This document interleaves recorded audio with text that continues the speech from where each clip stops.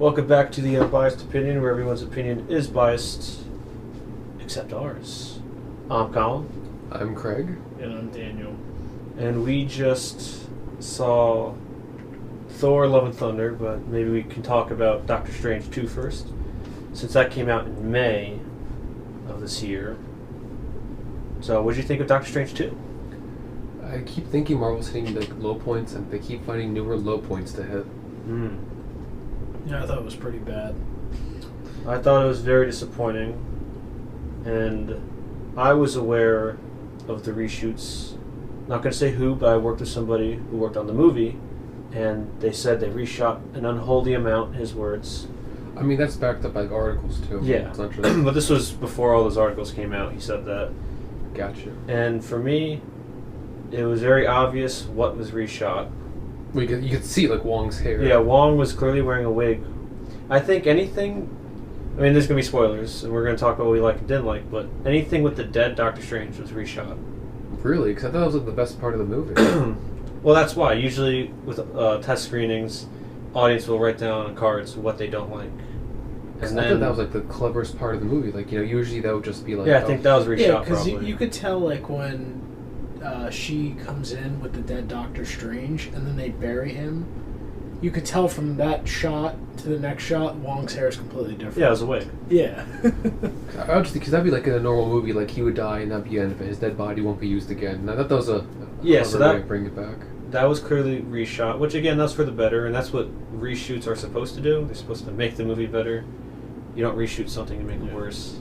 You hope not, right? You hope not. But this is the first movie of Sam Raimi to direct in 10 years. I think he did the Oz movie, Return to Oz, with that creep, James Franco.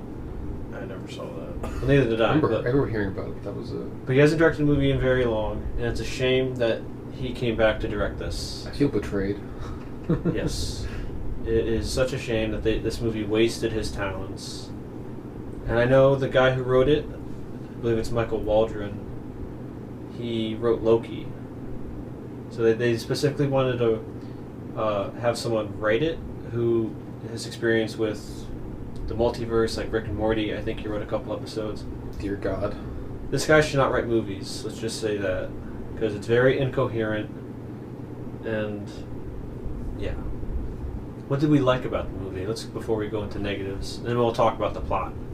I mean, I think usually the best part is like just the directing, because I feel like classic Sam Raimi shots like. Is that one with Wong, where his face just suddenly faded onto screen? Or what was it like when Mordo was telling the story of dreamwalking, like all the intercut shots of like Wong they're preparing for? Like that's clearly Sam Raimi.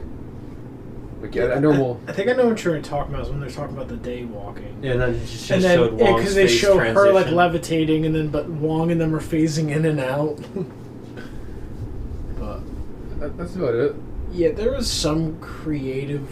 Yeah, there were some moments like that where I enjoyed, like I guess creatively and like visually.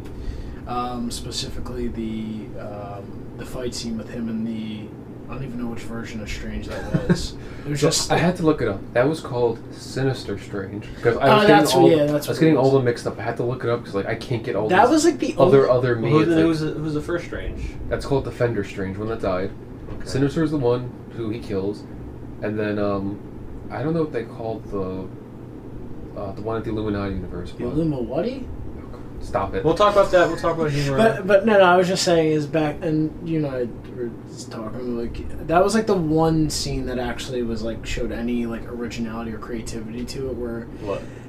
He was fighting Sinister Strange, and then it was like they were like fighting like in an orchestra, they're pulling the symbols off the sheets of paper and battling, but the music is like blending with the fight and stuff. I wouldn't say that's a positive because I think I said to you that felt very Green Lantern-ish. Well, I mean, Doctor Strange's whole power is like one of my problems with it was like the Green Lantern problem, like how uncreative all of them are with their powers. Yeah, that's what I'm saying. It felt like Green Lantern. Well, I just thought that's his creative. It's not like just making generic shields and spears. Yeah, I was gonna say it also was better to watch that when you contrast it with when she comes to the palace and they're pulling out like bows and arrows and stuff, and I'm like, these are wizards. Like, get creative with it. Like, they literally have like a cannon. Well, hold on, we're talking about supposed to be positives. I don't have any. I already said my positive. All right. Yeah. So should we get to negatives then? Well, what's your positive? It wasn't 3 hours. It wasn't 3 hours. It wasn't super boring. I was bored, but it was just, I don't know. Didn't feel really long, I guess. Is it positive? I feel the opposite on that. Well, probably because we saw it first. We were telling you how bad it was. Like you were already like going in. Yeah. Okay, so I guess we flipped. before we get to negative, some more backstory. This movie was supposed to come out before Spider-Man. Yes, I know. So then they had to rewrite, and that's when some of the reshooting. There's also audiences didn't like it, but there's a whole bunch of problems that made it come out when it did. So I'm kind of curious what it was before, like if it didn't come out after Spider-Man. I'm kind of curious what if. Also, too. I'd imagine. Sorry, you go. Also, they had to rewrite it because I think Doctor Strange, when they were writing WandaVision, he was supposed to appear, and I think they cut him out towards the end. So then when they were writing this one, they had to adjust that because he didn't appear in WandaVision. Because I think the ending of that, I didn't watch the show. None of us did, but the ending of the show, I think he was supposed to, like, take her in. So now he didn't. Now I guess she's free to be the villain as opposed to being, like, a sidekick. I don't know. I didn't watch WandaVision. Well, I didn't either. I'm just saying, like, this stuff I've looked online, like how the movie changed. But right off the bat, for negatives, the CGI looked pretty bad. I was actually kind of shocked on how bad it was because we watched this on Disney Plus. Yeah. So we didn't watch some low frame. Someone we don't paid for, unfortunately. Yeah, some guy's a camcorder in a theater. Watched it on Disney Plus, and when they had that giant eye monster, it looked absolutely terrible. Like the it was monster so wasn't bad. Like the way they integrated was bad. Like you could tell, like they didn't know. Like I don't know who filmed it. Maybe reshoots. They reshot the monster. That's probably reshot too, I'd imagine. Yeah, because like they weren't moving right. Yeah. Also, too, like whenever he grabbed someone, you could clearly, like you're saying, they didn't blend it at all. Also, what was I gonna say? Someone take over.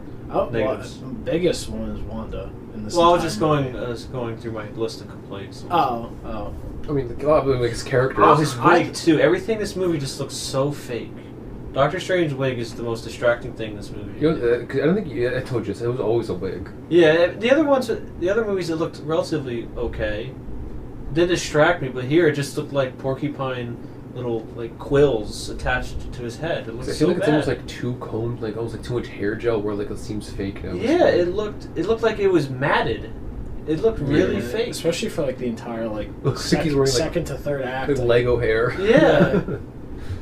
It looks so bad. I'm like, this is I don't know the budget. Let's just assume $200 million. That's actually what it was exactly. Was it? I mean, yeah. But it's just like, this is a $200 million movie, and your wigs look so bad. I was so shocked. I know, especially in a Doctor Strange movie where like the first one visually, like it was all about that. Yeah. And then this, like, so Doctor Strange really don't get a pass with like visuals. Like you need when you're going with the magic and stuff. Yeah, you got to go. You have to make sure the story and everything. Okay, whatever. But the visuals have to at least be done right. Well, compare the visuals from this one to the first one, and the first one's so much better. Yeah. You're nodding your head. Well, it's because like. Especially when they're doing the mirror dimension and they're the city and everything shifting, they're jumping bridges really cool. And stuff, they're going on the buildings, like that was done well. I guess before we continue with our negatives, we should maybe talk about that. I really liked the first Doctor Strange movie. I really liked it a lot. Oh, I think we all liked it, right? Yeah. Yes. Yeah. So it's not like we don't like the character. It's just especially this movie felt like a classic case of we don't know what to do with him. What do we do with Doctor Strange? Also, like all the reshoots too. I mean, probably screwed up with this character. I really enjoyed the first one, but then I really loved Doctor Strange in Infinity War.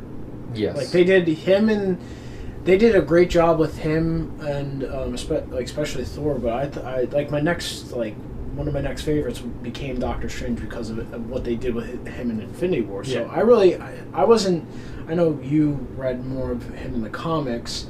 I never really I knew obviously about Doctor Strange, but I liked him. He became one of my favorites, not after his first one, but what they did with Infinity War, and then after that, they just, like you said, they don't know what to do with him. Like, yeah, especially in his own movie, they don't know what to do with him. Which is the saddest thing. Yeah. But I was gonna say one of the reshoots I saw was. We come closer. Oh. One of the things about the reshoots was it was gonna be more about him like trying to be more of a control freak, and they kind of dropped that in this one more so for him like not being happy. You know what I mean? Like, because he made the big decision to how to stop. It was his plan essentially to stop Thanos, and that's the scene in the movie at the beginning where it was talking to that old doctor. Was this the only way? And he's like, yes, this was the only way. And it was more like him making these big decisions, but now they kind of just. I just don't that's not much the focus anymore. I just don't like how he went from very much like you were saying, like he goes from like he's not willing to take the risk, like he's always about the greater good, like very much. But now he's now like, especially after the Spider-Man movie, like he's now like they turn him into kind of a buffoon, like a reckless or careless buffoon. Like he has no regard for other reality. It's like, oh, we just gotta do this, and like it doesn't really. I feel like he's like a buffoon now. Well, I don't want to say that he can't carry a movie because he did with the first one. Yeah. But he can't carry a movie now, it seems. Well, I think it's just bad writing where they don't know what to do with him. Yeah. So that was definitely one of my biggest complaints. Yeah, his arc has just become. Because I know they still keep it in there, like him like letting go, not keeping control, but also it's like him not realizing that his and Christine aren't going to work. Like I thought they solved that in the first one. Like why is she still here? Yeah, I mean, especially it doesn't make sense with a guy who is willing to let himself and half the universe die to save it. Yeah. But he can't let go of a girl. Like that doesn't fit like the arc of him. Like you would think he would come to the point like, yeah, I realize this is never going to work. And like Spider-Man, like the essence of Spider-Man, you're willing to sacrifice things because you know what it takes to be a hero. But now he's just like. To me, Doctor Strange is always extremely pragmatic. Like he was not, no personal feeling, but like I'm going to do whatever it takes to do the right thing. Like he will sacrifice half the universe. He's telling Spider-Man, this is the only way. You have to do this. It does not matter what you think. Yeah, like the line in Infinity War where he said to Stark, he goes, "I will let you and the kid die to protect the stone." Like, yeah, because it's for the greater good. He realizes what's at stake. Now, you go from that to like Spider-Man, where he's willing to mess up universes so for a kid. Yeah, so he the barely kid knows. Yeah, the kid can get his friends into college. He's just become a buffoon. Yeah, he's a joke now. It's a shame because I like Doctor Strange. But in terms of like the movie, one big negative, I said it to you, was the pacing. I felt it dragged. I know it wasn't as long, but it felt longer than it was. I would just say the whole movie it was just uninteresting. Well, that too. It was like it wasn't even bad and moved along. It kind of like it felt like some scenes were just going on and on because there wasn't much action to it. Like it was more dialogue and then talking and stuff. So nonsense. I was gonna say it doesn't feel like they utilized the multiverse that well in the movie. Well, personally, I hate multiverse stuff because it's always like it feels like it's a bad excuse. It's literally the lowest common denominator. Like people use it for. Like, oh, let's have a universe where we introduce all these cameos, and there's not really a purpose to being in the alternate universe. Well, it's like you're like with a cop out. Like Wanda says to when she was like. Or Wong or someone was trying to say like you can't control everything, or like she something like if something happens with your kids, and she's like there's infinite universes, that means there's like a cure if one of them gets sick, there's a cure out in another universe to always. I'm like, that's such a cop out. Yeah, I mean like you can there is some universe out there that will have a solution to your universe's problem. Like, that's so bring stupid. back Tony Stark. I mean it's lazy writing.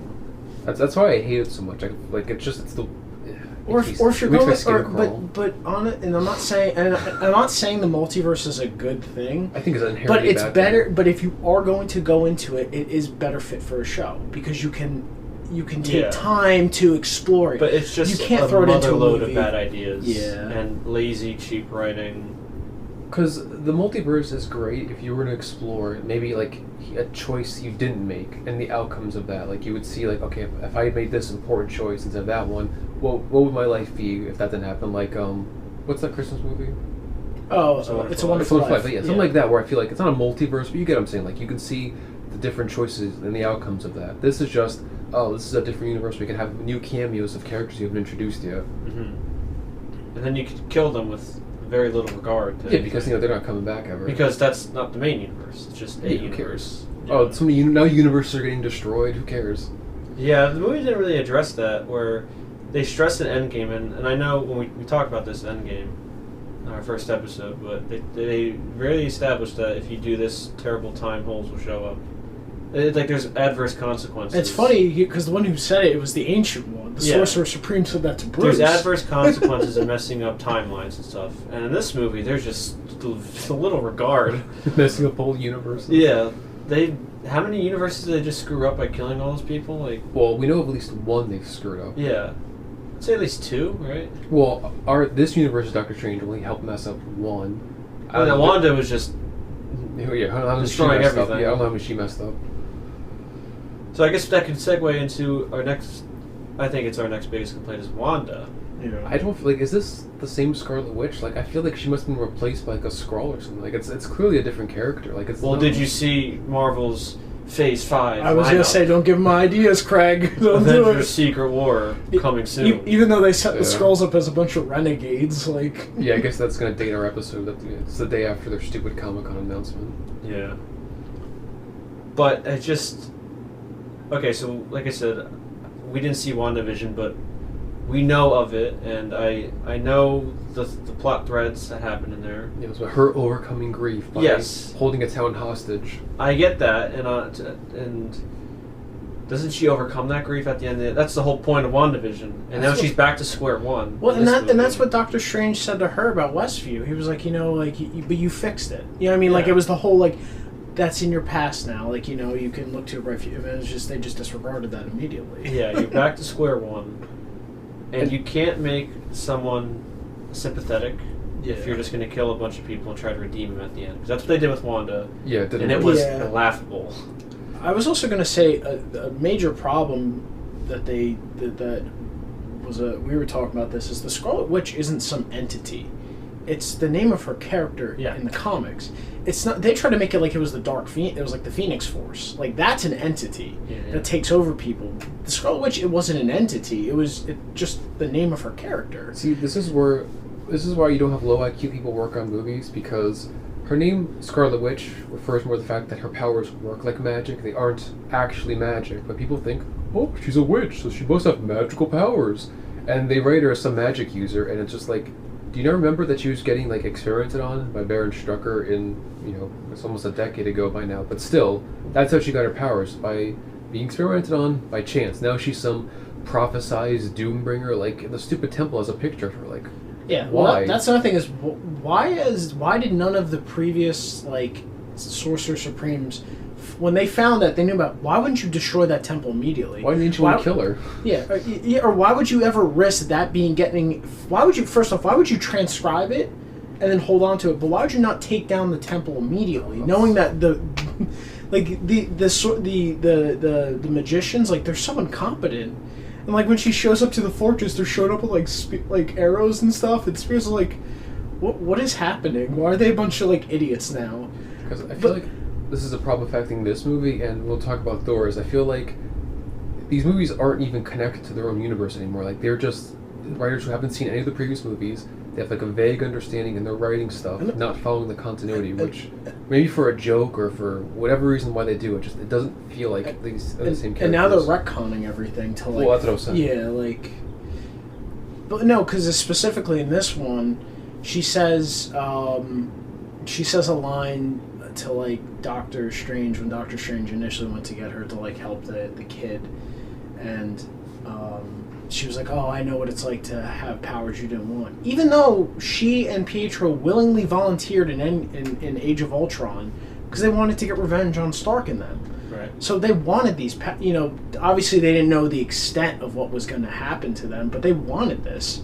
So the whole now they're saying she's basically she was a forced experiment. It's not necessarily true, because in Age of Ultron they wanted to get revenge and stuff. Right. I was gonna say another. I guess you could say it's a complaint. Is the false advertising? They said Kevin Feige, in all of his wisdom, said this is going to be the first scary MCU movie, and what a lie that is! I mean, that is such a giant lie. Yeah. Well, because it was supposed to originally be about Nightmare. From that's what the original director I can wanted. see why he left the original guy, Scott Derrickson. Well, because I guess they said you're not using Nightmare, you're using Wanda, and you have to do the stupid multiverse nonsense. Even though Nightmare would fit perfectly with the dream walking.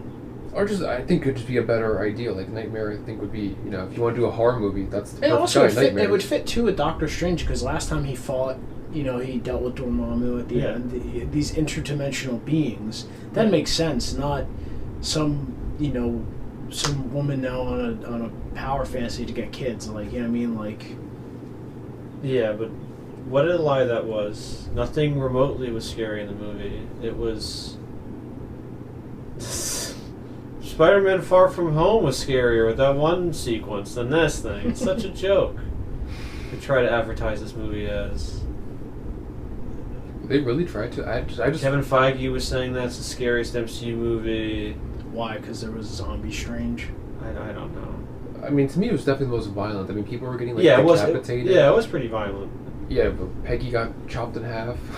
Reed Richards got shredded like I guess string. let's talk about, we mentioned some breadcrumbs of cameos. So let's talk about the useless cameos in this movie with the Illuminati. Yeah. God, that was so bad. That's a word in our world. Like, that wouldn't make sense of why he wouldn't understand. A professional screenwriter got paid to write that. Probably Michael Waldron. It is him, yeah. I'm saying probably his lines. Yeah, let that sink in. Oh God, don't put that in there. But how did Raimi just let that fly? He betrayed us after he gave us the GOAT trilogy.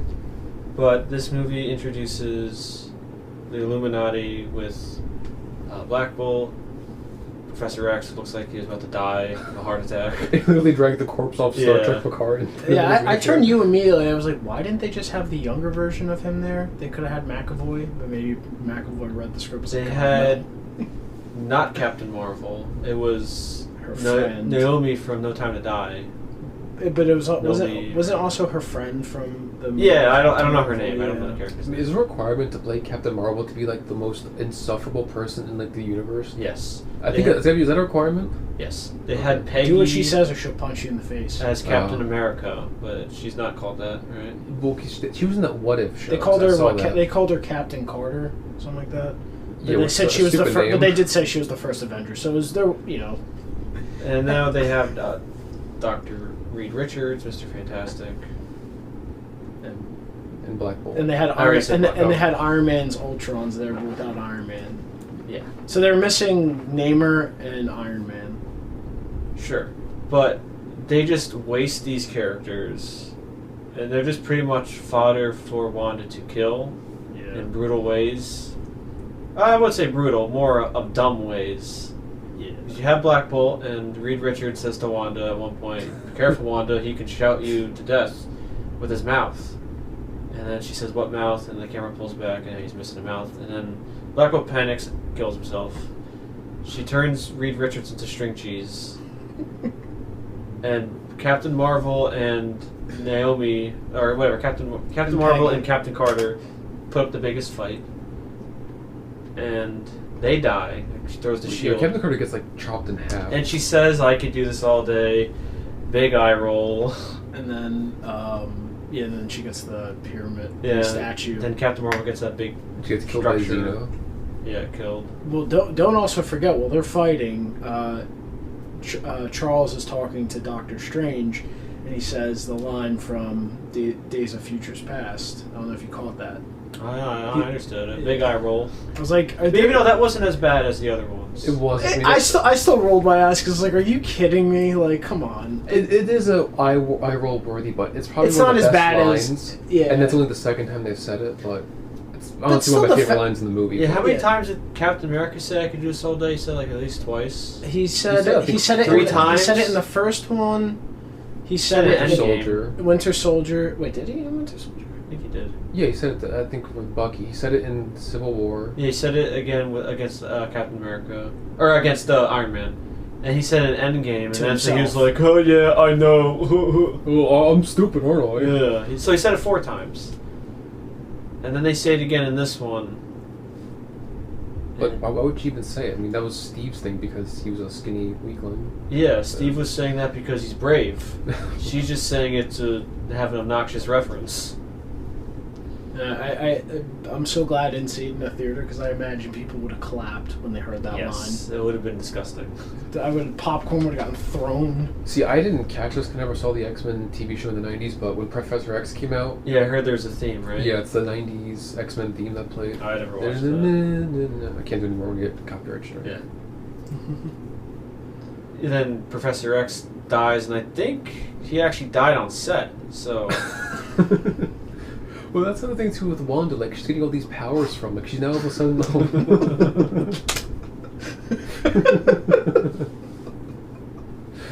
Whatever, guys, just take a nap. They used him for Zombie Strange. Yeah.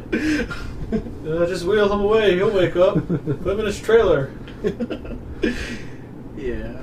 Like, she's getting all these powers from. Now she can overpower Professor X. Like, yeah. Even though, like, that's what it felt like. Whoever wrote Wanda, it was like. They wanted all these different people just to, like, it was like a power fantasy for her, like... But Professor X could easily... Black Bolt could kill Wanda. Well, yeah. She's not wearing that special helmet. So he could easily just take over her body and kill her. Yeah, I don't know how she overpowered... That's what I'm saying, like, it doesn't feel like it's the same character. Like, she's got all these new powers from, and I'm like, where was this? Yeah, it's been like, pretty useful against Thanos. Yeah, right? Yeah, Reed Richards and Black Bolt, who's, like, in the comics, was, like, tore a hole in reality with his voice. I'm like, these guys just die like punks. Smartest man alive. You can play the Curb Your Enthusiasm theme. Right as he gets killed. The down. Yeah, sign for the down. But I guess let's talk about America Chavez, because they said she didn't know how to control her portals until she did know how to control. Because Doctor Strange gave her a nice pep talk. Yeah, and it turns out she was controlling it the whole time. She just didn't know, which is very lazy and stupid and awful. Like, Doctor Strange should have just taken it from her. The whole movie would have been like over, because then it's like, well, Wanda, you don't get the powers anymore because I took it, and you're never gonna find me. So, hey, this movie's just a mess. I know they changed her origin for the movie, but like, I think in the comics she was Puerto Rican. I have no idea. And that's why her name is, that's why she can speak Spanish, that's why she calls her mi madres. Like, it doesn't make sense from this interdimensional beings to be speaking Spanish, have a stupid pin on her jacket, and, I don't know, all this stuff about her, like, in her name. It doesn't make sense in the movie. Cool up there, Craig.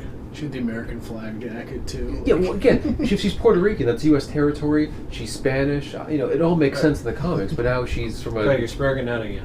It doesn't make sense. Stop it. These awful characters they keep bringing to the big screen. Well, I guess that's their new thing. Was she always supposed to be? No, she's probably added with Wanda. Was she always supposed to be in? Probably not. I can't imagine she was.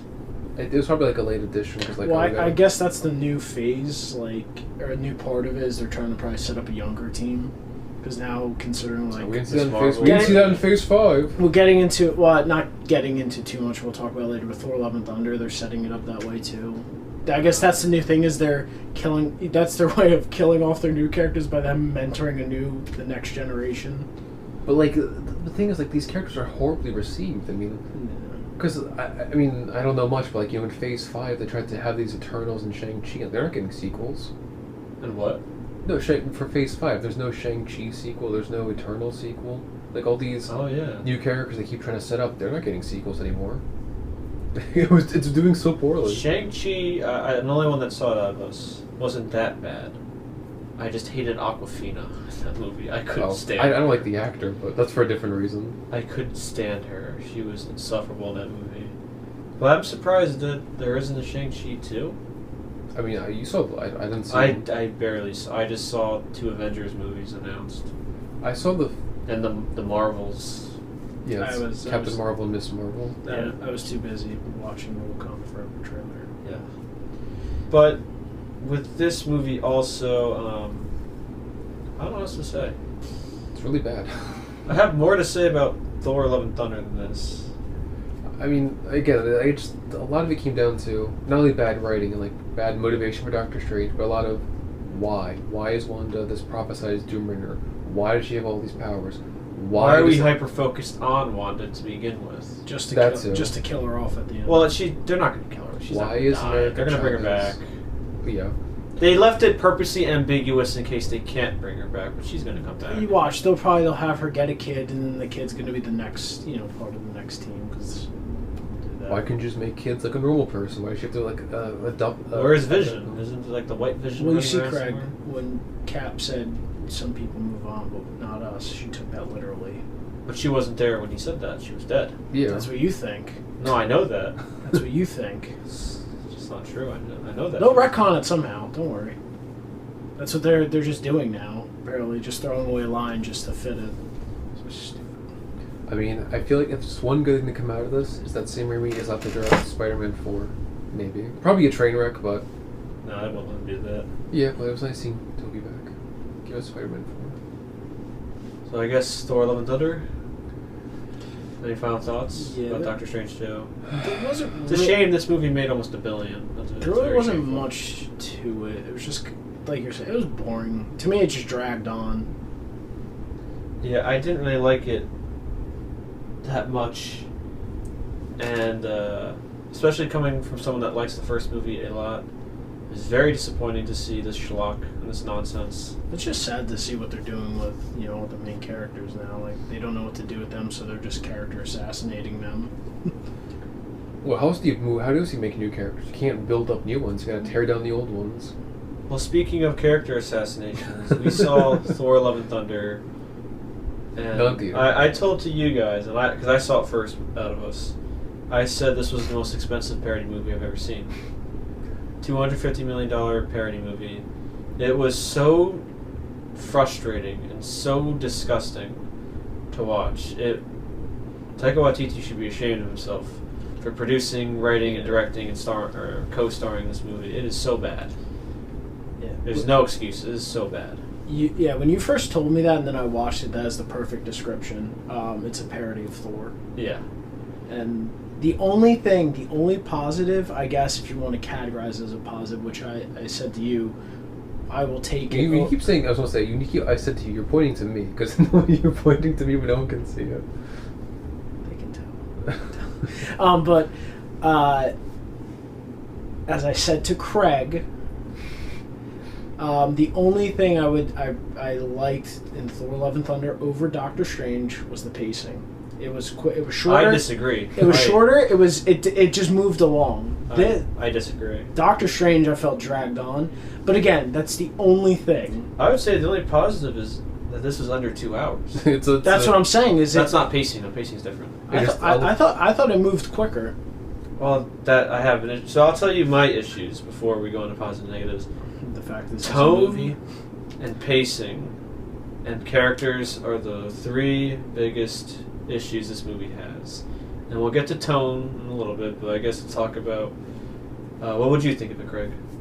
I think your description was spot on. Like it didn't. I couldn't even tell I was watching a Thor movie. Like it was like a mockery. Like it's almost like someone killed Thor and like has his body as a puppet moving around on stage. That's what I feel. He's like a marionette. That's what I feel like I'm watching. Give them an idea for the next Thor movie. We'll add that in their play that they have to keep putting in the movies now. Well, what did you think? You said you didn't like it, right? Oh, it was horrible. Yeah. Okay. So I already said my positive, and that was under 2 hours. What's your positive, Craig? Jane dies? I mean, that's the only thing I can think of. Yeah, what's your positive? Oh, you already said. I just said, it was short. So, more background info. I really like Thor Ragnarok. I think it's a top 5 MCU movie. And they reinvigorated the character of Thor, because Thor was kind of boring. He was another case of, in Phase 1 and 2, what do we do with him? He's too powerful. And they made Thor really good, and that carried on to Infinity War. And then in Endgame, he fell off a cliff. They assassinated him. And I think he's falling into a bottomless pit in this movie, where it's so bad. Yeah. But it's not that we don't like... We love Thor Ragnarok, right? I think that's... I liked it. Yeah, I loved it. We saw it in the theater when it came out. We really liked it. And then just seeing this disaster is so disheartening. So I'm going to talk about tone. Right off the bat, the movie starts with Gorr killing a god because he realized that the gods aren't what they are. And he's angry because his daughter dies. He kills him. Very dark opening. Very dark. And then it cuts to goofy nonsense. Big clash of tone right in the beginning. Yeah, you can't take it seriously. And I guess we should talk about tone. Tone is how a movie feels. let's take Hot Fuzz for example. In the beginning, we're introduced to goofy nonsense, and the movie itself is very goofy, and it's fun. Yeah. There isn't a violent scene of sexual assault in that movie. My point being is that if there's something so jarring, it clashes with takes you out of the tone. Yeah. In Deliverance, there isn't silly, someone slips on a banana peel. You get what I'm saying? Why are those the two movies? Because they're polar opposites. But in this movie, as I said, what appears to be really dark cuts to some goofy nonsense with Thor and the Guardians of the Galaxy, and every time it goes to gore, it's just a huge clash. And same with the storyline of Jane dying from cancer. You can't treat that storyline respectively if you have funny things happening. Oh, and Jane's dying, by the way. She has a terminal illness of stage 4. Yeah. You can't. It is so hard to do that. And did you guys see Jojo Rabbit? I have not. No, you told. It's a good movie, but the ending is another problem with tone, where what's his name? The guy who played Mr. Hammer from Iron Man 2. I forget. Justin Hammer. I forget the actor's name. Isn't it Sam Rockwell? Yeah. Sam Rockwell. Yeah. So at the end of the movie, the Nazis lose, and Jojo is with the Nazis, and he's a captain. He saves Jojo by pretending he's a Jew, and he spits on him. And then Jojo witnesses them get killed, like get shot off screen. And then it cuts to Jojo immediately starts laughing with his friend. It's these. Taika Waititi does not know how to handle tone. He wants to make something funny, but he tries to tackle something serious. Pick one or the other. You can't do both. Yeah. Well, that reminds me of like in Thor Ragnarok. Probably my least like scene in the movie was when Asgard gets destroyed and Korra's making a joke. We could rebuild it and then blows up. Yeah, it's like that's not the time to make a joke like that. Yeah, let Thor stew. Yeah. But Waititi seems really focused on making a comedy, which is fine if you don't have storylines of people being mad at gods and wanting to kill them and people dying of cancer. You can't do that. So tone the biggest issue is tone. Yeah. Well, and humor. Well, that was the thing is like acting. Why do you have this movie should have just been a completely serious movie. Yeah. Like you have maybe you do maybe the phase 1 where there's little jokes, but it's more the dialogue blend. The joke works itself into the dialogue. It's not everything set up for a joke. Yeah. But this would have, especially reading the actual comic storyline, it's very serious and dark one. It should have. They have Jane with cancer. I would have been fine if they went a darker, more serious tone. I would have, they make the movie a little longer. Nothing is remotely funny about someone dying of stage 4 cancer. No, but this movie tries to make it funny. Yeah, but even Jane jokes about it. It's like, oh, look at me, I'm dying, but let's ignore it. Like, you joke. I'm like, no, just go serious with it. Like, it's okay. Like, because Thor Ragnarok did so well in bringing, reinventing Thor, it's like I don't want to say it's actually, no, he did see comedy overload. I wouldn't say it's sequel overload. I think it's just Taika. Sequel overload too. I mean, I wouldn't say that. It's just there's some things I would say. Well, especially with bringing back the stupid play thing, you don't need to do that. That's just. I would say it's Taika unleashed or unhinged. Well, that they said do whatever you want. I forget. I think, and he did. I forget who I was talking to about it because I was saying it's like.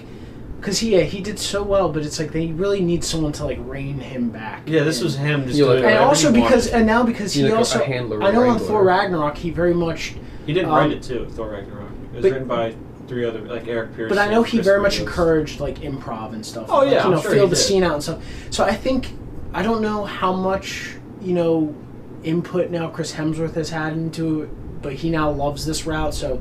He might be also going. Oh, I'm sure, yeah. So they need to someone needs to pull them both back because now Chris Hemsworth is all in for the role, which is a bad thing because it's he can. Yeah, but no, which is a bad thing because if it's where he now can just do whatever he wants to do whatever he wants with Thor and just screw the actual character. Yeah, I don't think he cares about Thor. It's I want to be if I'm working, I'll make sure I'm laughing. I'm having fun. I don't care how bad the movie is. I don't care how much money. Yeah, because he's getting a solid paycheck regardless. So, I would disagree with sequel overload. It's just I said a little bit because there are some things. It's just Feige saying do whatever you want. That's what I mean. It was just comedy. Taika him just unleashed. He was probably thinking like, I don't know how to do a New Zealand accent, but he's like, I'm gonna do whatever I want. I was seeing sequel over in the sense like they have some of the same jokes or characters, like they brought back the play. Well, that's not sequel overload. That's just pointless references. No, that's not pointless references. Like in a sequel, they do like the same thing but bigger, longer, and dumber. Sequel overload is too much stuff in it. That's just them wanting to repeat the joke again, and it's nowhere near as funny as the first time. But they have again, like they have Zeus, who kind of reminds you of the Grandmaster. Okay, so should we talk about humor and how in the movie and how it's insufferable? Yeah. I didn't laugh a single time at a joke. I almost chuckled when the goats were screaming the first time. If they only had the goats scream one time, they would have gotten a chuckle out of me. But it was so annoying that every time you'd see them on screen, they'd scream so loud. I get it, goats scream. Yeah, we've all seen the videos on the internet. I get it. You don't have to have them scream like crazy people every time they're on screen. That's an example of overdoing a joke in your own movie. It's like, how do you overdo a joke in your own movie? I just had a quick thought too, like with the humor. Like it's gotten so bad that the Guardians are the serious people now with Thor. Like usually the Guardians were the jokesters. Yeah. It's gotten so bad that Thor makes them look like really serious people by comparison. Like Drax is actually like the straight man. Well, that's not supposed to happen. Yeah, because they were the ones actually in the beginning taking the mission seriously. And Thor's like meditating. He's like, oh, all right, I got you guys. And he now is rehearsing speeches. Yeah. And then he's dressed. Yeah, he's dressed like an '80s rock star. Russell Crowe in this movie is also a giant joke. I mean, he looks like a joke. Let's be honest. No offense, Russell, but with the skirt. And then I wasn't talking about that. No, I'm saying when he lifts the skirt up to come down the movie. But, but it's just like, well, the way they set the gods up and how all these gods and how awful they was like is Gore really the bad guy in this? He's completely justified in going after them. They're like literally in their own world. Well, Zeus, the first announcement when they're at Omnipotent City. That is such a horrible name. It sounds like a DC comic. We have to protect Omnipotent City. Zeus, one of his announcements is like, okay, when are we gonna host the orgy? I mean, I get it. Wasn't it funny they mentioned it a bunch of times too? It wasn't just the first time or the only time. Well, Valkyrie, that got her interest. We'll talk about those characters later. But they had a god of the dumplings. Like what? And then Zeus is doing like a light show with his lightning bolt, which, by the way, it was never he had a weapon. It was just his power. To cross reference that at the end, like where in the end credit scene where they reveal Hercules is going to be here. I don't know why, but Zeus is like, Mom, when did we become the joke? And then, well, did you watch the scenes of Thor where you're talking about having an orgy with all the different gods? I was like, you are joking. And Gore is really justified in his mission. Like, so, we want to keep talking about humor?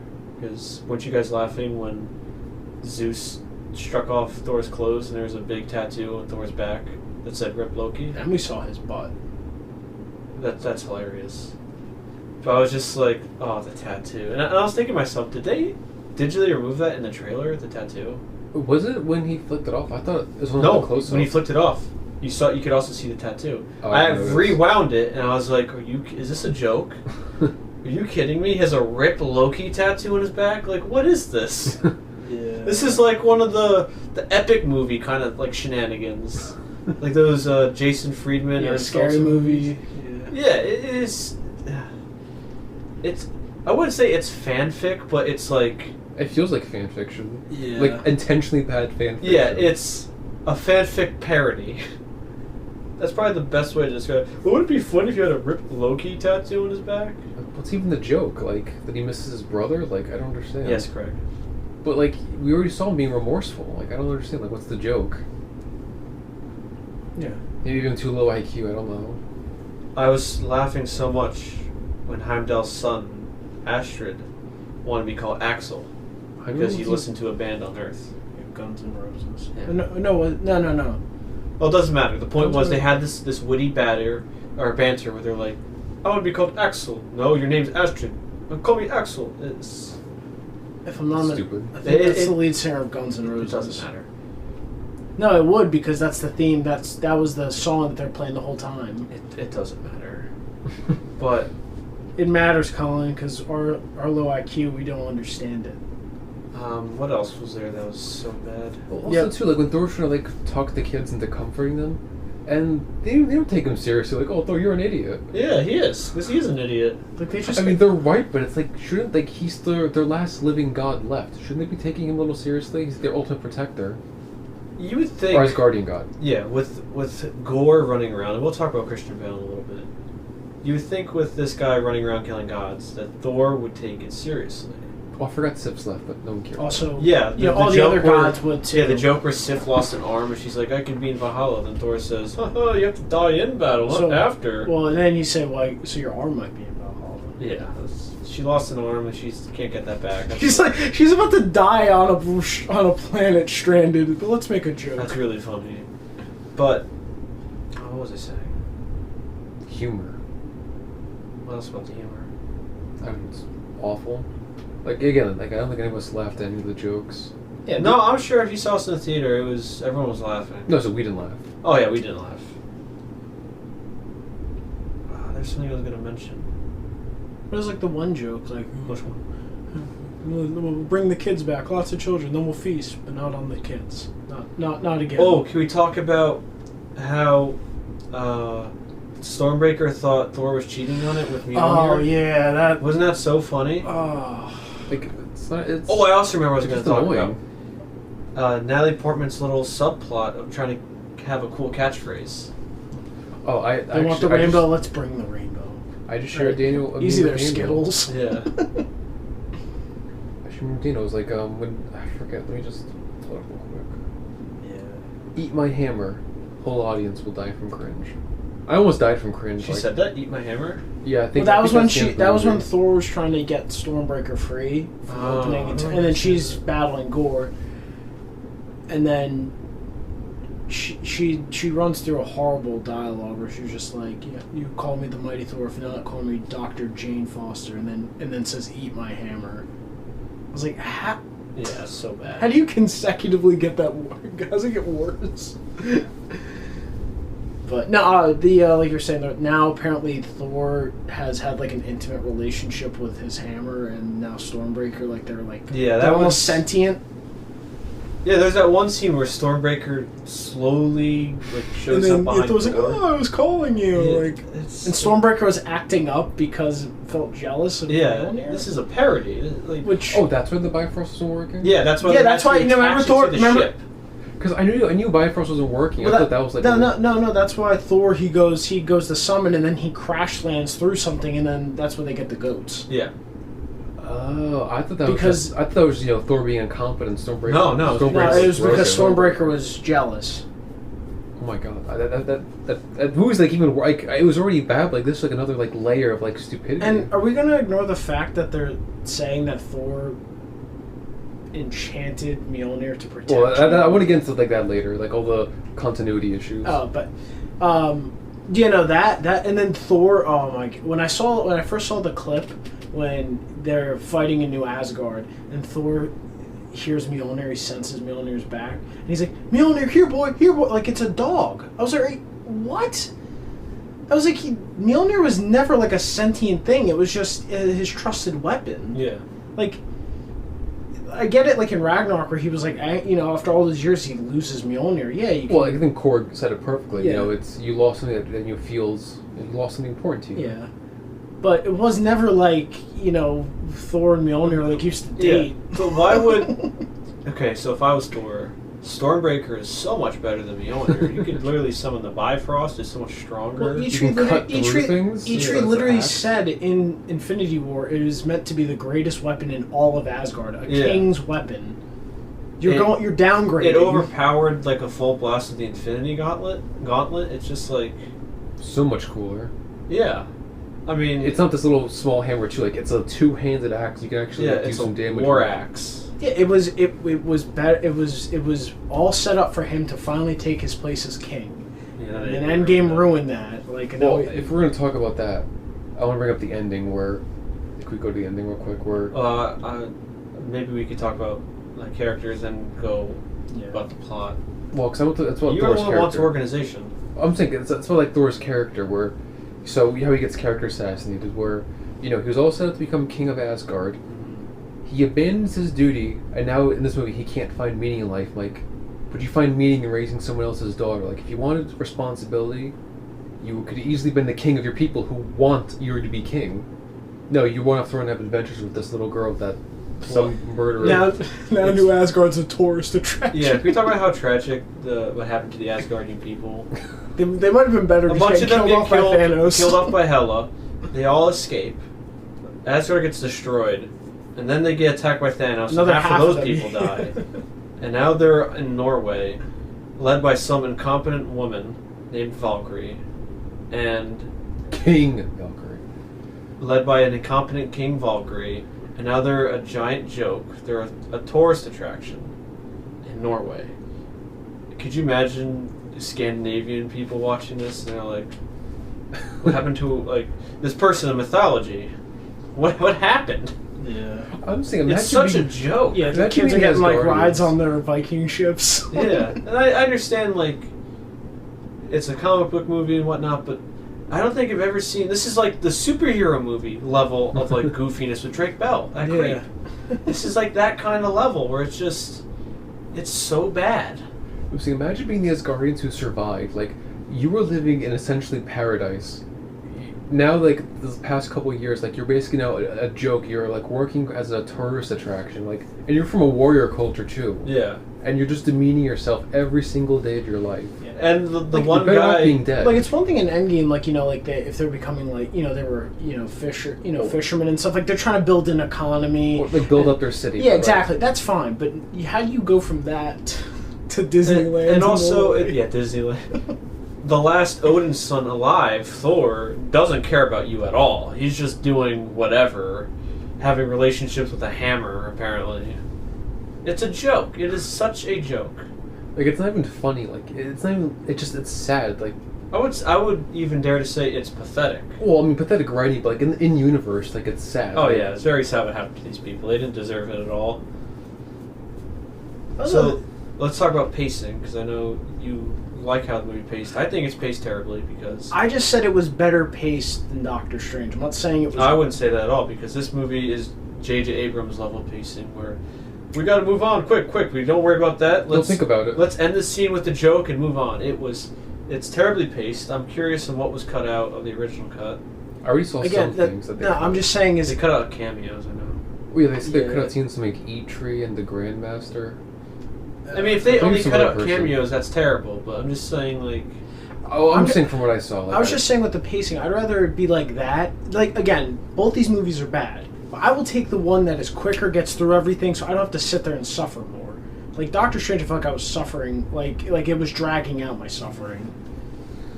I don't know. Even though Doctor Strange is a better movie, don't get me wrong, this is horrible. But I don't know. I just had an epiphany. What's that? I think Taika Waititi is trying to make this as bad as possible so he can be free from the Disney machine. I wouldn't say that because I think he enjoys being I think he likes trying to see how much he can get away with. I don't know, because this movie is so bad. Especially if we talk about stuff he's done behind the scenes or what he's been saying to the press. Yes, so I guess that's why I feel like he's trying to get fired. Let's talk about what he did with Tessa Thompson. Are you referring to that? Well, multiple things besides that. Well, there's this one video that came out maybe a week ago where they're breaking down a scene, and it was when they're in the big chapel, or it wasn't a church, it was a town hall. Yeah. It was what TT was criticizing the CGI of Korg, and granted, he is wrong, it's terrible. But anyone who knows anything about the industry, or just anyone who knows anything about work conditions, that the VFX people don't have a lot of time to work on shots. They have thousands of shots to work on, and you don't need some director to be criticizing you on your work when you have crazy deadlines to make. And let's not forget too, reports were just coming out of the bad work conditions too that these people. Yeah, a bunch of VFX artists who work for Marvel are saying how terrible the work condition is, how terrible their deadlines are. And he's coming out criticizing them. It's well, you're not exactly like you look terrible. Like these people overwork, and then you're saying, "Oh, your work's actually terrible. You should be paid less or whatever." You don't do that, but it's just like those people aren't paid enough, and I know we criticize the VFX, but we're taking into account that deadlines. We know that they don't have time to work on it. It's not. We don't criticize the people. It's like criticizing Disney for not giving them the time to finish the shots. Yes. These crazy. Like if you were better organized and you get better managers overseeing these things, you wouldn't have these crazy deadlines. Especially too when everything now is CGI. I mean, these are people that are essentially making the movie. Yeah, I would say you would think that they'd give more leeway to the people that are doing like 85% of your movie. Yes. Basically. They have thousands of shots to do. They don't need you and Tessa Thompson to be criticizing them. That is the last thing they need. These overpaid hacks. For somebody who probably showed up, like for Tessa Thompson's case, probably showed up for a couple days, and she doesn't. She can work on another project while these people are in their little cubicles, twirling over shots and removing stuff or adding stuff in. They don't need that. And they probably have like whatever head at Disney or Marvel just breathing down and barking at them. Yeah, they don't need that. You can keep those comments to yourself, Watiti. He's something else. Not that he can. He should keep them to himself. Like, you should keep your mouth shut. Yeah, keep it to yourself. You're not wrong. Just say that. He's not wrong. But again, like, he's part of the problem because he works for Marvel. Disney, so he's helped creating the problem. If anything, maybe he could say, if only we had more time to work on this shot. Yeah. He should have said something like that instead of just outright criticizing them. He should have said, "Oh, if we had." Every filmmaker will say that. We wish we had more time. That's the correct thing to say. You don't just outright criticize. Not Adam Wingert. Not Adam Wingert. Adam Wingert likes working with less. Yeah. If only we had less time. Instead of having 10 months, if only we had 5. Instead of 2 hours, let's get down to an hour.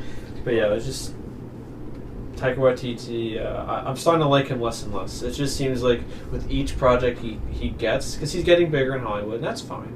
Yeah. It's just everyone's saying, do whatever you want. And he's just letting this craziness just go run amok. And in Thor Ragnarok it worked because there's still a story that was being told, and they treated he didn't write the story, so I guess that helps. Yeah, he didn't. I'm sure he did something. But also it felt like the characters took the stakes serious. Like, yes. You know what I mean? There was a level of seriousness to them. So let's talk about Christian Bale, because he's the only person in this movie that has some sort of conviction. And he's not in the movie at all. He is barely... I think he's only in 4 scenes. He's in the beginning, when they're on New Asgard, when they're in the Shadow Realm, and in the end. That is it. Yeah. 4 scenes. I think 5. What was the other one? Because he was talking to the kids. Okay. Oh, yeah. Alright, he's in 5 scenes. Yeah. Out of this entire movie. Probably for less than 10 minutes.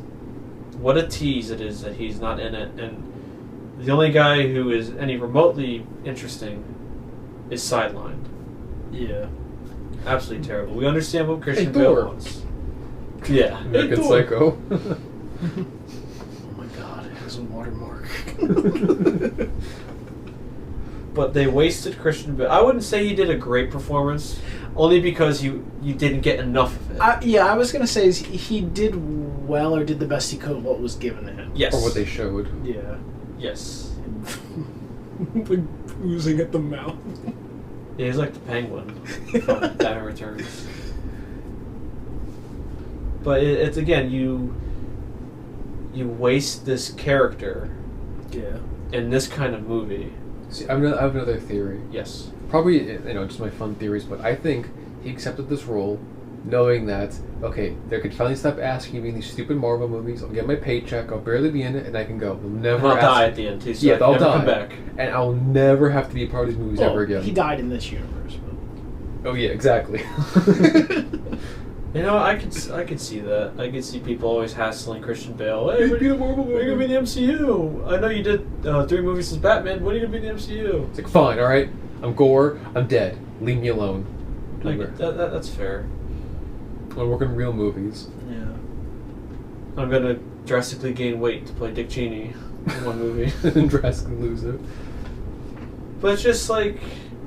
This guy's like, he kills gods like a joke, and like he's barely in it. But his ultimate plan is he just kidnaps kids. Yeah. Well, to draw He's like, Thor, he's basically like the boogeyman. That was a little weird on the kids. But just like you waste this character for this storyline, it's such a joke. They probably should have had the Enchantress or somebody stupid like that. Yeah. So, speaking of other dumb storylines, you want to talk about Jane? Yes, so let's talk about Jane. I always thought she was the worst part of the Thor movies. Yep. I never liked her. She was annoying. She's still annoying in this movie. I don't know why they wanted her to... Thor Ragnarok also is really good because she just wasn't in it. Yeah, they did one like throwaway line to be like, yeah, you guys broke up. Yeah. Okay, move on. That's perfect. Because everyone knew the relationship didn't work. Like, they had no chemistry. It was the worst part of the movie. They're trying to force it. Probably is why I think Thor: The Dark World wasn't as good, because they focused more on their relationship, which was the worst part of the first one. It's sad that I would take Thor: The Dark World over this. Yes, I would say, before we go back into talking about Natalie Portman, this might be one of the worst MCU movies, easily. I would say this might be worse than The Eternals. I know you guys didn't see... The Eternals was a boring, monotonous mess, but it didn't make me mad. This movie made me mad. See, I was going to say, like, probably the worst one I've seen up until now was probably maybe Captain Marvel, but this might be worse.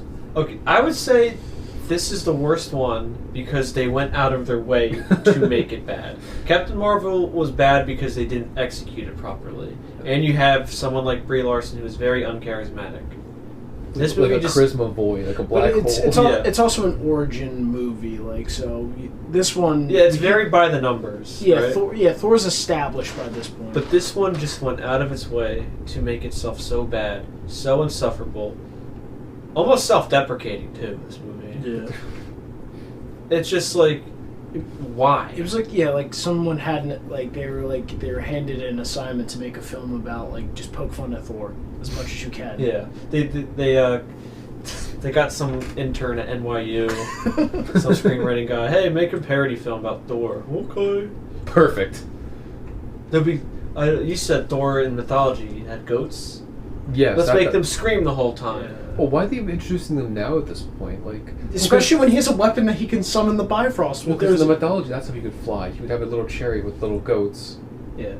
Because he couldn't. In the comics, he could fly. So what's the point of the goats? But yeah, and they brought him in the comics, but very wasn't. Well, because he could fly. So it's like, what's the point? So Natalie Portman in this movie, she is dying from cancer. She's dying from stage 4.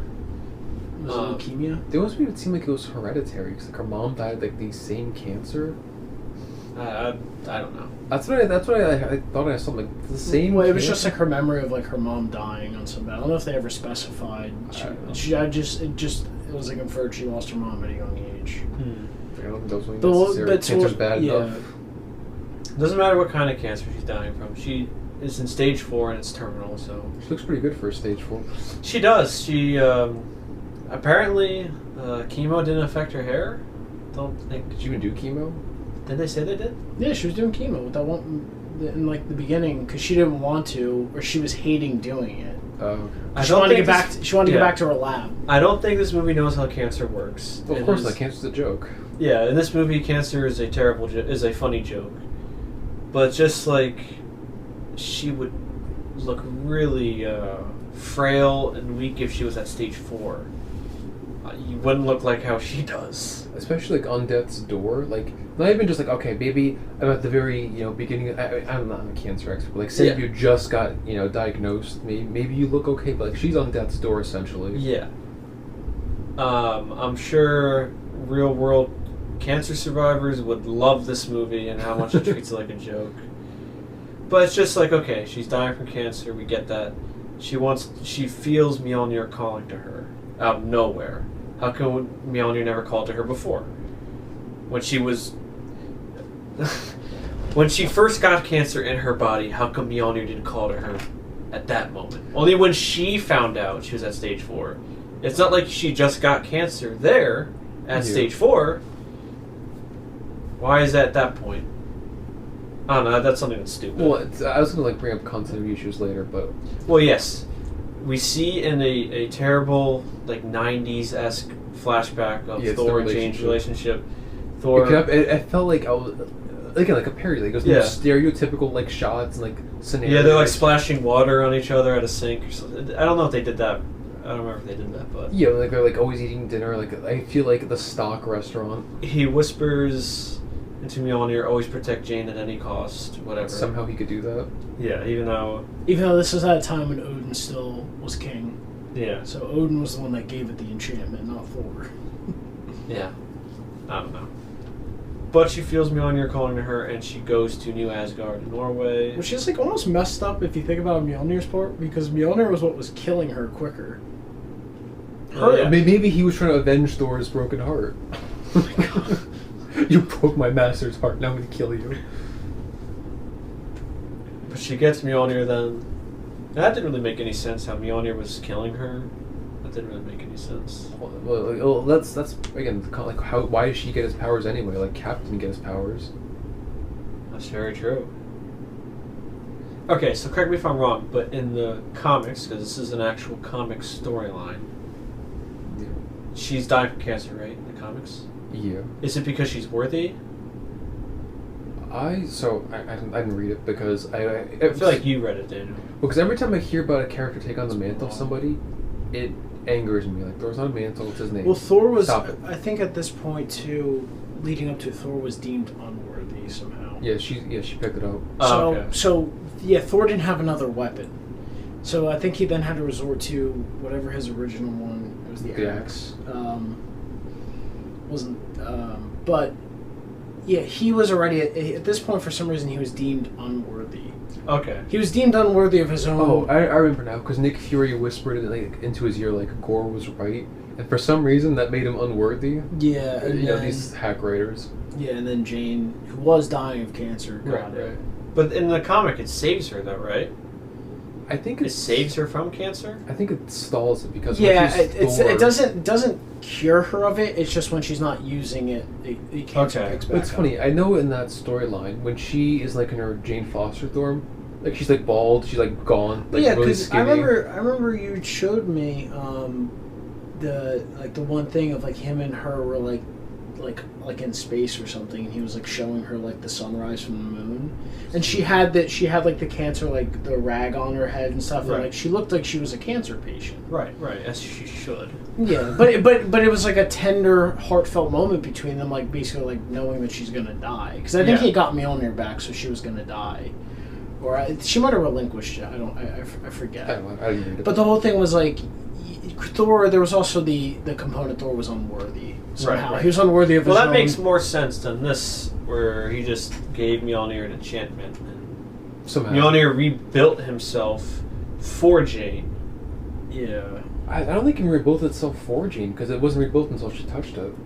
Yeah, for Jane. Also, too, when Mjolnir... I think it's going to do that on its own, apparently. Also, too, in the comics... Wait, real quick, before you say that, did you guys laugh at the one scene where she threw Mjolnir, went to 100 pieces, hit something, and then came back? Did you guys notice that? Yeah. Yeah, it was so bad. Oh, yeah, I mean, that's another... I bet you Thor loved that, or would have loved to have Mjolnir when he's fighting Hela.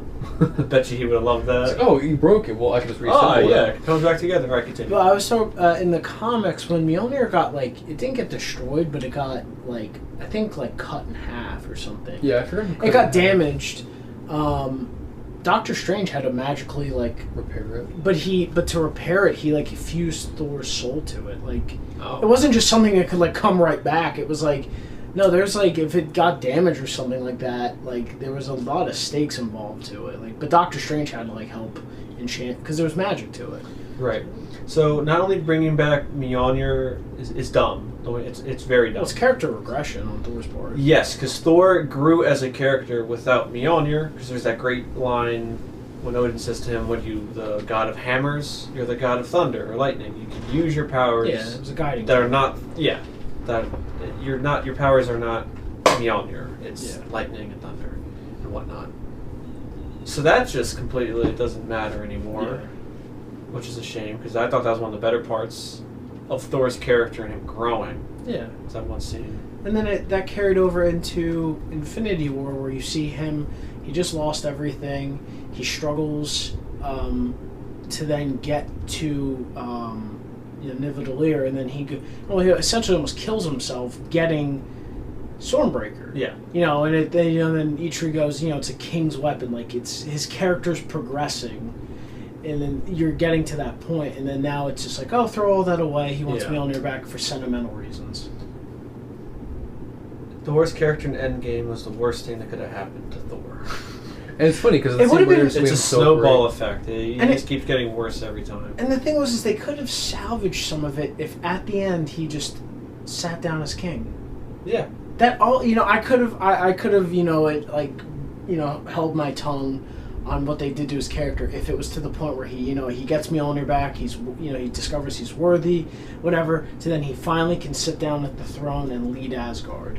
That would have been fine. That's my problem with the ending of the movie, because he basically abandons responsibility to find meaning in his life by taking on the responsibility of a child. Like, well, being a king is that responsibility you need to have meaning in your life. Yeah. If lead your people to success. If you're going to make him a sour alcoholic, but at least redeems himself at the end and finally become king, okay, you got there. But like now he's just some adventurer, and now he wants a kid. It really isn't a kid, it's like an extension of eternity. No, it's his Gore's daughter. It's like, why are you raising his daughter? But she has powers, though, that I don't think she had before. Well, I think this was a poor attempt for Chris Hemsworth to get his daughter in the movie. As we all know, that's his daughter. He got his whole family in the movie. Well, no. If there's a future Thor movie, his daughter will be like starring with him. Yeah, but he got because I was reading his son. Case of nepotism. His son was the young Thor running in the beginning. Which one? The kid running. Oh well, there was like two young ones. No, like the adolescent one, yeah. Because there was the baby one with. Oh yeah, that was stupid. And then there was the little kid running. That was his son in real life. Well, because there's another one where it was like him running. It was like in the classic. But I think that looked more like a teenager, like a young. I don't know how old his kids are. And then his wife was in it too. I don't know. Do you remember when the Korg was talking about like Thor's past loves or whatever, and then you talk about the wolf lady, like the one he kissed real quick on the wolf in the front of the moon. Oh. That was his wife. Made a cameo, so he got his entire family in. Well, that's fine if they're cameos, but it's just like you're setting up for his own daughter to be in the next movie with him. And then she bedazzled Mjolnir for him. Right. Also, that's another thing too. Wait, speaking of the weapons, why can everyone just use Stormbreaker all of a sudden? Thor specifically said to the Guardians, you physically can't handle this weapon. It's meant to be of people with great power and strength. Not everyone is just throwing it around. It's like a toy. Literally, Axel, he throws it to Axel, who catches it and then summons the Bifrost. Yeah.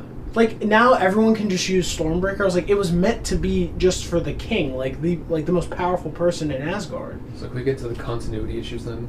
Yes. Because we've mentioned a lot. Again, these feel like completely different characters. Obviously, Thor was assassinated, but we saw that coming.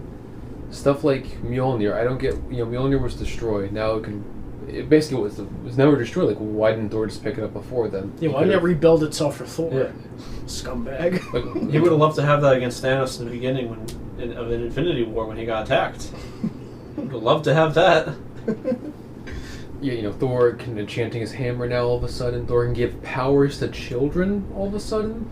Yeah, how do you know how to use the lightning bolt of Zeus? Wait, real quick. Could Thor make an enchantment to Mjolnir, theoretically speaking, where he says, you can never break, and if you're broken, you come back, and you will never leave my side? Theoretically, he could say that, and then Mjolnir would always be there. How they established it, yeah. Yeah. And then he could have just put Mjolnir and Thanos in the beginning and just chopped his head off.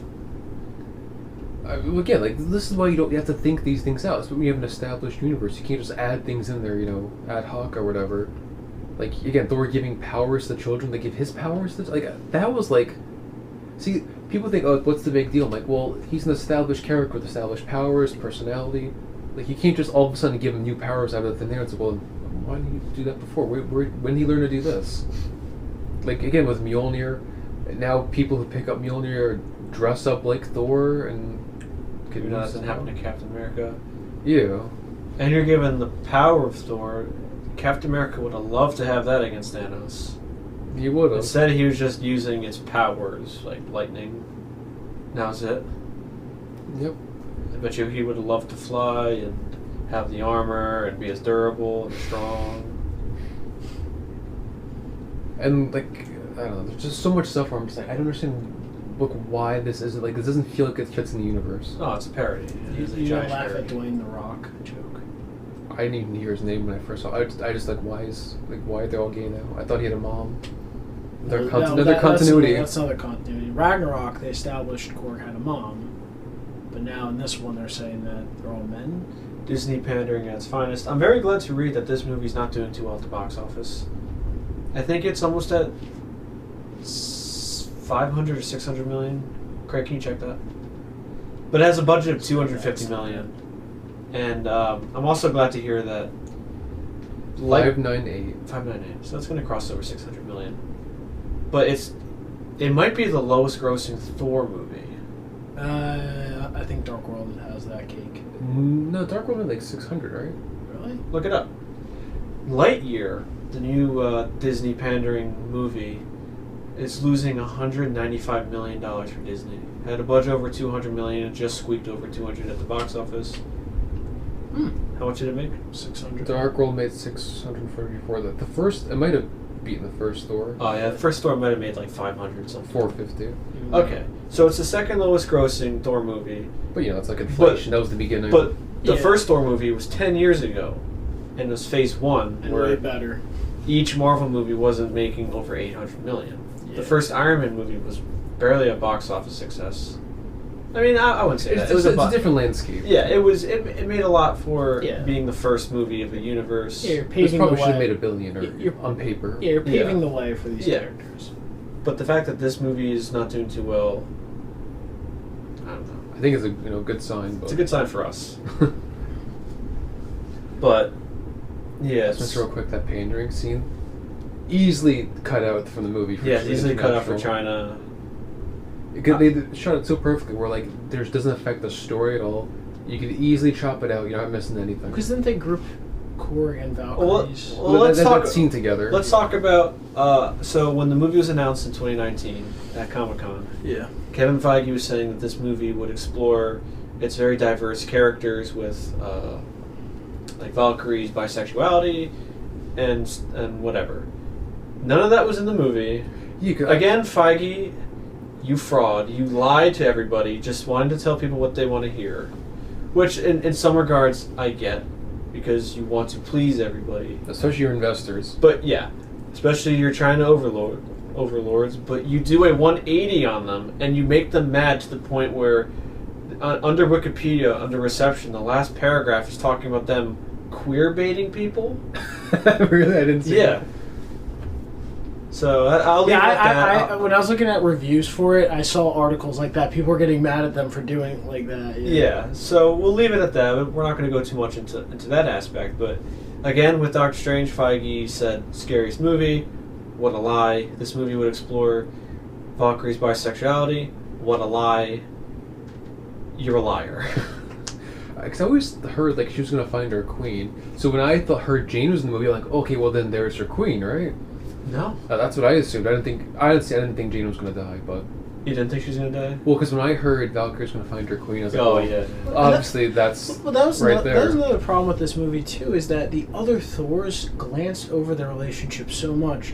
The fact that this movie took a time to, like, basically tell you about a relationship that was never there. Like, like they had this great time together, yada, yada, yada. And then...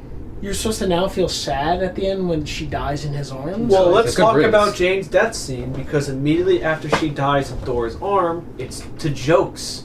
We're laughing, we're having a good time, everyone's laughing, even though someone just died of cancer, which is very unfortunate. And Gore died, which I guess... No, Gore didn't die. He did. Oh, that was before? Oh, no, I thought you said Korg, my bad. No, Gore. Because then he died too, her father. Yeah. He died in his daughter's arms. I was like...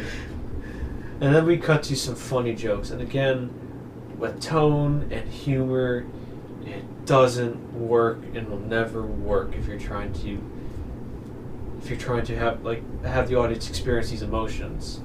Okay, so imagine in Forrest Gump, right after Jenny died, right? Everyone's laughing and having a good time. That would just take away so much from the movie, and then you would feel nothing. You'd be like, are you serious? You can't do that, especially if you're trying to take a subject like cancer, which is very sensitive to some people, and rightfully so. Oh, did you see that? Sorry. You can't make that a joke. That's going to anger so many people. Well, I was going to say, speaking of that, people were like trying to say you should put like trigger warnings for the movie because they were talking about cancer and like. Well, I would say that. No, that's what people were saying. They wanted trigger warnings. No. Trigger warnings are stupid, but no. People it's just wanted that if you're going to, because they weren't expecting it. Yeah, if you're going to have a character go through this, something that's very real world for people, treat it with some respect and don't make it a giant joke. Don't do that. It's just such common sense things on what to do, what not to do. Don't make your movie a giant comedy and try to tackle these hardships that people have. Yeah. No, I agree. It's just horrible. Yeah. It's just horrible, the movie.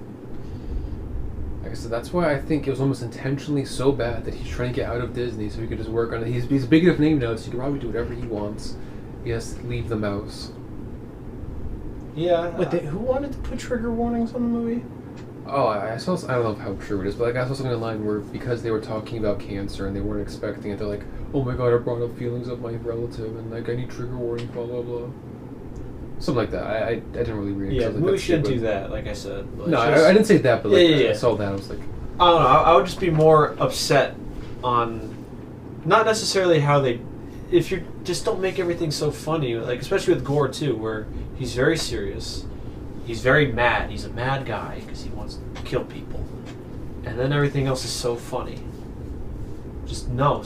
Can someone just restrain Taika Waititi to like a mental ward and just like, I don't know. He's so frustrated.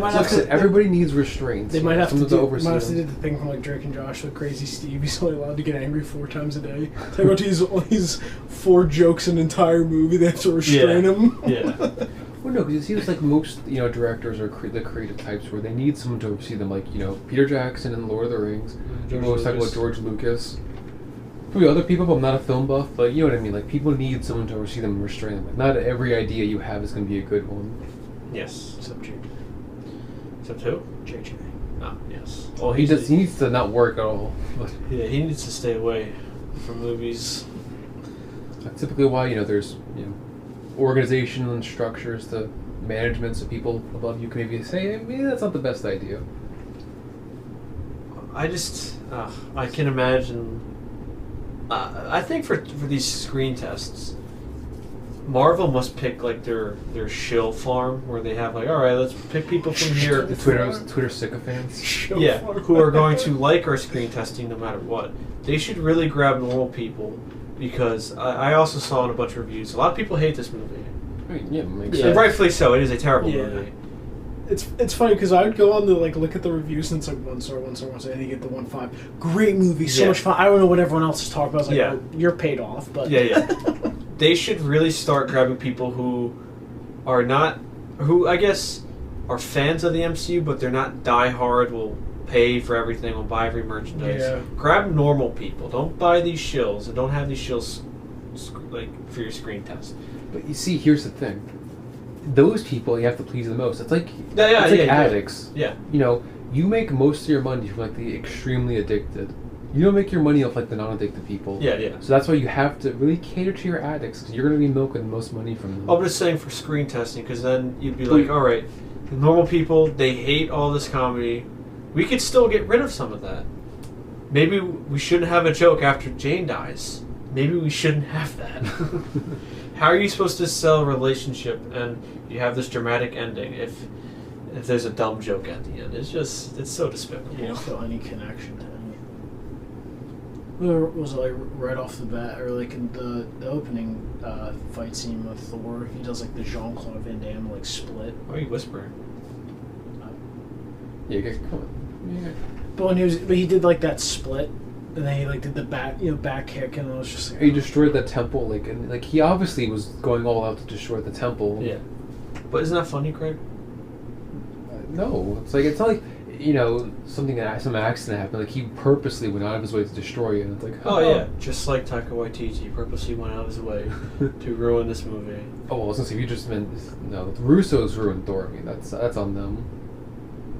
Yeah, but No, that's on them. They wrote. Yeah, they did. They did ruin Thor. Yeah, they did. But it's just like maybe Waititi could have fixed it, just like how him and his team fixed Thor and Thor Ragnarok. See, I don't know. Is that even him? Because the way his instincts are, like he wanted Thor to probably be a full joke, and the movie, the script wasn't a full joke. There's only so much you could do to make it work. Yeah. I mean, I would, if I were him, I would try to bring back those people who worked on it. Maybe not Eric Pearson, because he wrote Black Widow and Godzilla vs. Kong. He should be in movie jail. No one touch him. One of the people, Christopher Yost, yeah, he is a comic book writer, and he worked on like Earth's Mightiest Heroes. So yeah, I think he did. I think he work. worked on like the 2 previous Thor movies also. He probably knows more what he's doing, but yeah, but don't bring back Eric Pearson. But I think to summarize this movie, don't watch it. It is a terrible movie. It is a disgrace to normal movies, and if it didn't have that Marvel Studios logo, this movie would be terribly received. And thank you again, Colin, for making us watch these terrible movies. Well, for Thor, I felt like I was curious when it first was announced, but I wouldn't go out of my way to see it, and I didn't. I didn't pay for it to watch it. I'll just leave it there. Because I was more curious for Doctor Strange, because I thought he would be more interesting. Yes. But how disappointing both of these movies were. I mean, I guess I was right. It was the more interesting one, but it doesn't mean it was good. But at least Doctor Strange, with all of its terrible problems, wasn't trying to assassinate itself and just ruin anything it was trying to do. Yeah. That's why I would say this might be the worst MCU movie. I think you have a case you made. I would take Dark World over this. Yes, it is the worst Thor movie. Because Dark World at least took itself serious. It understood there were stakes. Yeah. There was a villain that was trying to wipe them all out. At least tried. It was the thing with Dark World is it was very disappointing. Because the director was garbage. Yeah, and it was a waste of another good villain. It was more disappointing. I mean, it's bad, but it's not this. Yes. This is the worst Thor movie. This is the worst MCU movie. The fact that I expected it to be bad and it was somehow worse than I expected. Yeah, that speaks volumes. I would have never anticipated this movie being a giant parody. That never crossed my mind before watching it, because I didn't even look at any of the reviews. I didn't read the reviews, so I didn't see what people were saying. I saw it has like a 60-something Rotten Tomatoes. It's not way terrible. Too high. Which is way too. It's about 60% too high, if you ask me. But then I saw this, I'm like, this is garbage. This is terrible. And and you know what the sad thing is now is how bad it's gotten. But now Hemsworth really wants to keep doing Thor because it's they're giving them this creative freedom. Yeah. Plus again, because I know he complained too. He doesn't like filming in the U.S. or whatever. He's filming in Australia, where he's from. Gets to bring his family, making bank. To him, that's all he probably cares about. He doesn't care about the quality of the movie.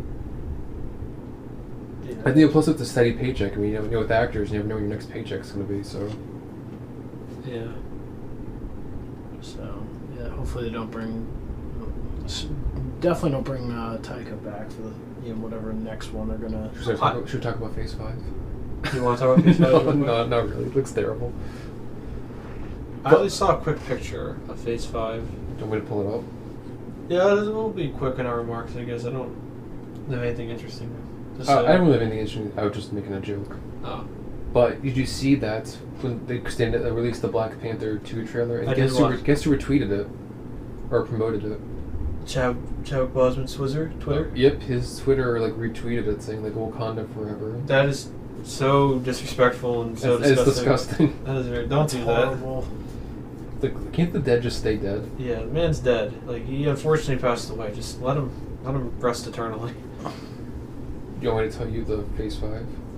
Yeah, I know there's a Fantastic Four movie in there.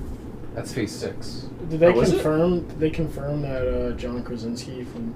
They said that he was. That was just for the cameo, because all the fans kept casting was Reed Richards for some reason. Well, it's because him and his wife are actors. Oh, I don't know. His wife could play Sue Storm. Yeah, Emily Blunt.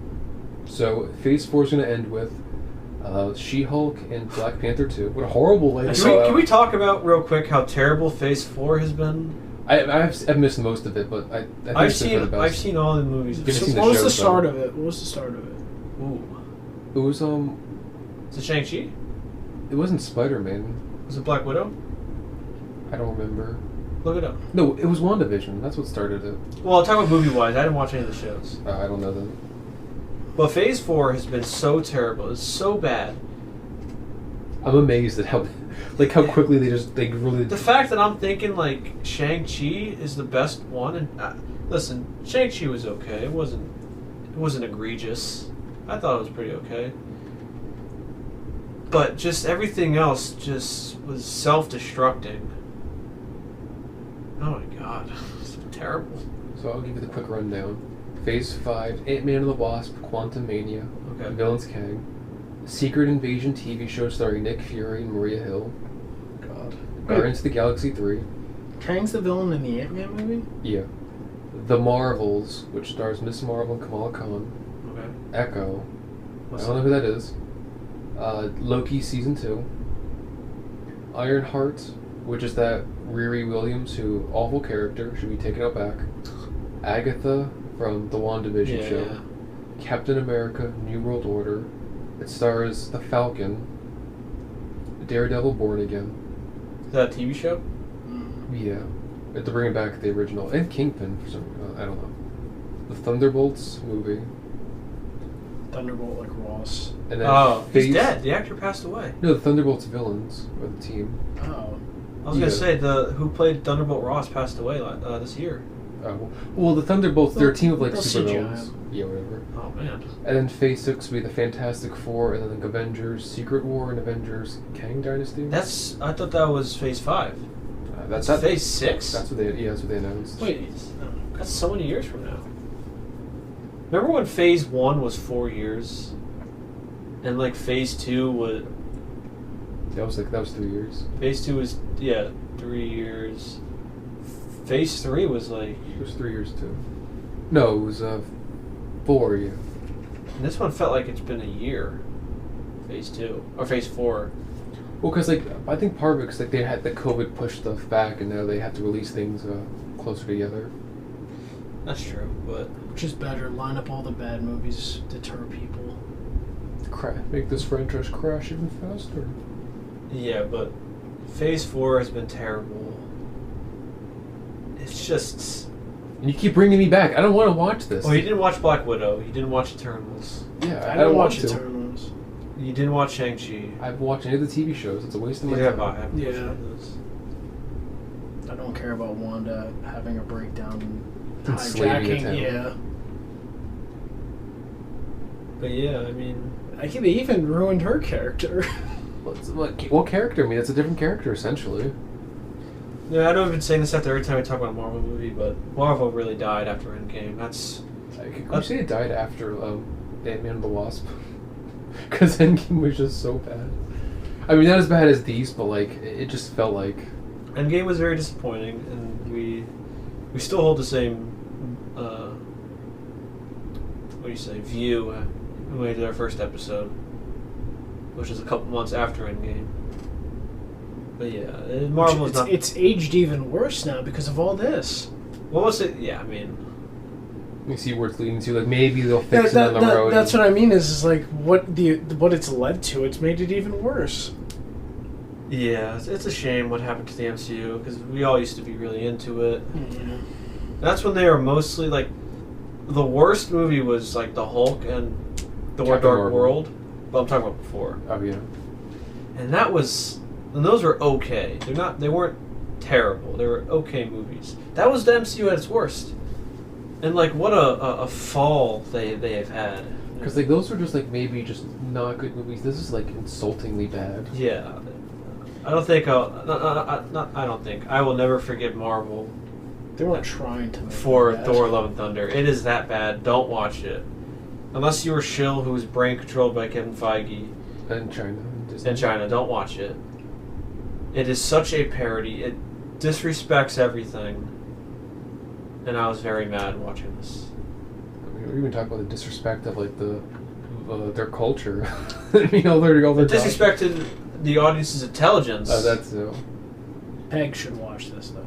He should watch Our it. friend Peg, who... Friend of the show. Yeah, local friend Peg. Famous star of co-star of iGirlfriend. should watch this, get out of his sewer, and watch this movie at a theater. Or, when the people are asleep, break into the house, turn the TV, watch this, and then crawl back into the sewer. Yeah. I have a feeling Peg would like this. I don't know why. But everyone else should not watch this. But they are. But they're not really. No, it's not doing too well. Good news for everybody, for all the good guys out there. Probably good news for all the VFX artists that Taika Waititi call trash. His movie's bombing. They deserve more. They don't deserve to work on Marvel.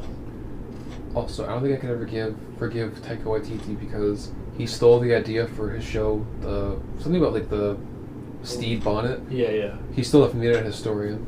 I'll never forgive him for that. He did. But I think that's all we have to say. We definitely spent a lot more time on Thor: Love and Thunder than Doctor Strange. Well, because one was much worse than the other. Yeah. I think we spent over an hour on Thor: Love and Thunder. Not saying Doctor Strange is a good movie, it's just not nearly as bad as... Yes, it's not as offensive as this. But I've been Colin. I think. I've been Craig. And I've been Daniel. And this is the Unbiased Opinion, where everyone's opinion is biased except ours. Or Peg's. Friend of the show.